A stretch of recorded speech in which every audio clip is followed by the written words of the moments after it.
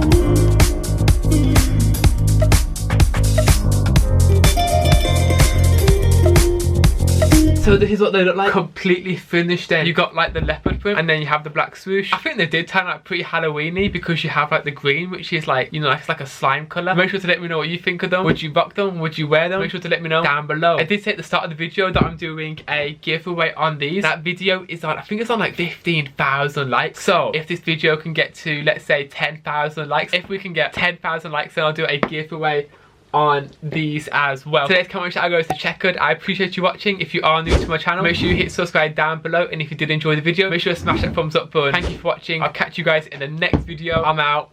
Peace.